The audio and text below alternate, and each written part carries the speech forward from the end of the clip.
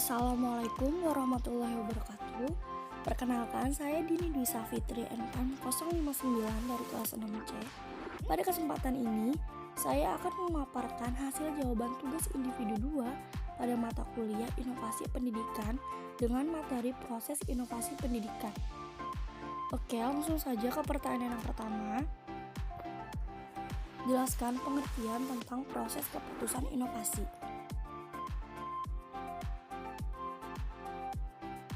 Proses keputusan inovasi ialah proses yang dilalui individu mulai dari pertama tahu adanya inovasi, kemudian dilanjutkan dengan keputusan setuju terhadap inovasi, selanjutnya ada penetapan keputusan menerima atau menolak inovasi,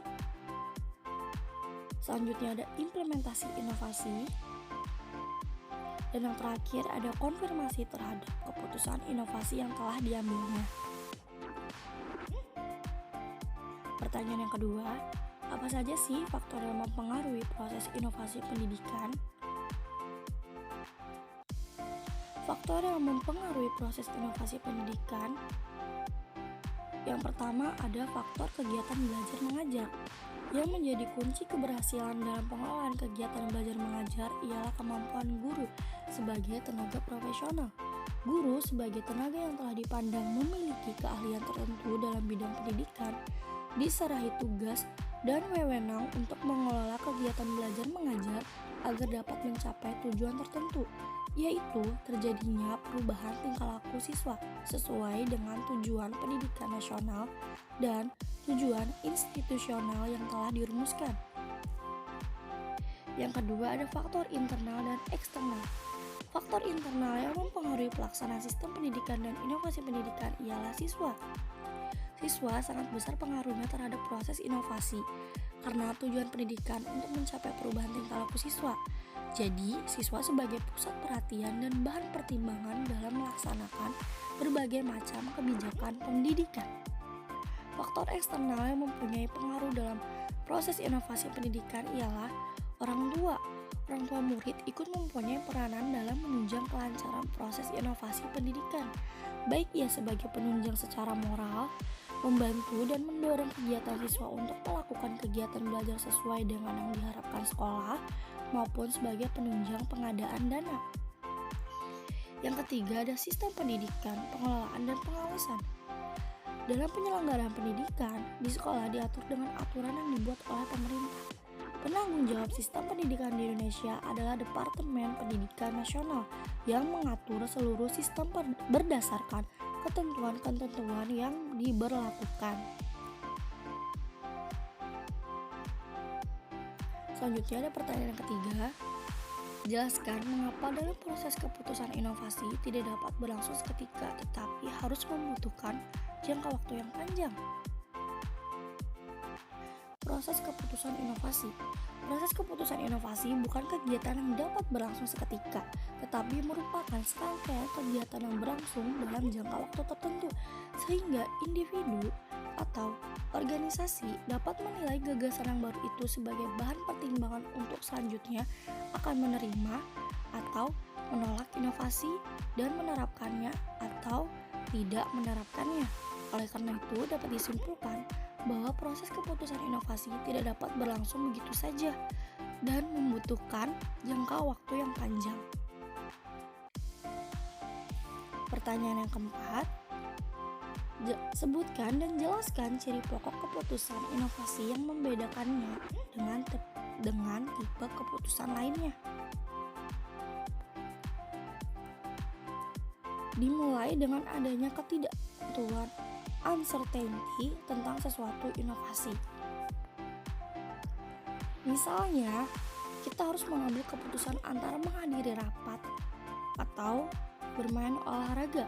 Maka kita sudah tahu apa yang akan dilakukan jika olahraga. Begitu pula apa yang akan dilakukan jika menghadiri rapat. Rapat dan olahraga bukan hal yang baru. Pertimbangan dalam mengambil keputusan mana yang paling menguntungkan sesuai dengan kondisi saat itu, maka keputusan ini bukan keputusan inovasi. Tetapi, jika kita harus mengambil keputusan untuk mengganti penggunaan kompor minyak dengan kompor gas, yang sebelumnya belum pernah tahu tentang koper gas, maka keputusan ini adalah keputusan inovasi. Proses pengambilan keputusan mau atau tidak mau menggunakan kompor gas dimulai dengan adanya serba ketidaktentuan tentang kompor gas. Masih terbuka berbagai alternatif, mungkin lebih bersih, lebih hemat, lebih tahan lama, tetapi juga mungkin berbahaya dan sebagainya.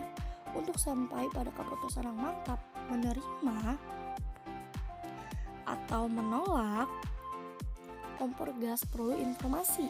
Dengan kejelasan informasi akan mengurangi ketidaktentuan dan berani mengambil keputusan. Yang terakhir ada pertanyaan yang kelima. Zaltman, Duchamp, dan Holbach 1973 membagi proses inovasi dalam organisasi menjadi dua tahap, yaitu tahap permulaan dan tahap implementasi. Jelaskan langkah-langkah pada dua tahapan yaitu pada tahapan permulaan dan tahapan implementasi. Di sini kan ada dua tahapan ya. Yang pertama itu tahap permulaan sama tahap implementasi. Kita bahas di proses inovasi di tahap permulaannya dulu. Di sini ada tahap permulaan. Yang pertama ada langkah pengetahuan dan kesadaran. Langkah pengetahuan dan kesadaran, jika inovasi dipandang sebagai suatu ide, kegiatan, atau material yang diamati baru oleh unit adopsi atau penerima inovasi, maka tahu adanya inovasi menjadi masalah yang pokok. Sebelum inovasi dapat diterima, calon penerima harus sudah menyadari bahwa adanya inovasi. Dengan demikian, ada kesempatan untuk menggunakan inovasi dalam organisasi. Yang kedua ada langkah pembentukan sikap terhadap inovasi. Dalam tahapan ini, anggota organisasi membentuk sikap terhadap inovasi.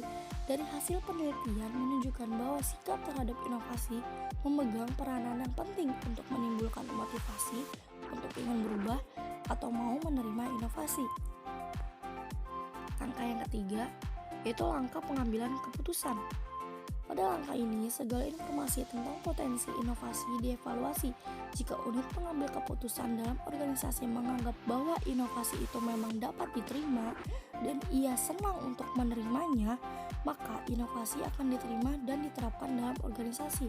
Demikian pula sebaliknya, jika unit pengambil keputusan tidak menyukai inovasi dan menganggap inovasi tidak bermanfaat, maka ia akan menolaknya.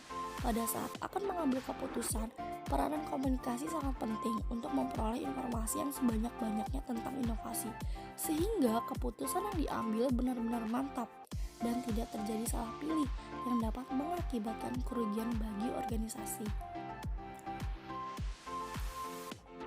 Yang selanjutnya ini ada proses inovasi yang kedua, yaitu tahapan implementasi.